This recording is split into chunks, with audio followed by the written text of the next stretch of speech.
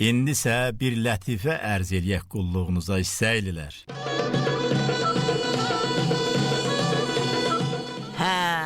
Qurban kişinin aranda bir kürəkəni yaşayırdı. Həmişə onlara gələndə qurban ona yağdan, qurutdan, pendirdən pay qoyardı. Lazım olanda qoyun quzu da verərdi. Payız vaxtı bir gün qurban arana kürəkəni gilə gedəsi olur. Bir-iki gün qalandan sonra kürəkəninə deyir ki, biraz armuddan, almadan yığın, uşaqlara aparım. Kürəkəni qayıdır ki, elə mən də o barədə düşünürdüm. Heç yaxşı deyil ki, arandan gedəsən, uşaqlara meyvə aparmayasan. İndi də elə pis vaxt gəlibsən ki, mən neyniyim, hə? Hələ bağın dərilmək vaxtı deyil. Bir də gələndə, alma yetişəndə gəl. Qurban kürəkəni gildən qaydanda bazara dönüb meyvədən, çərəzdən alıb evinə gedir.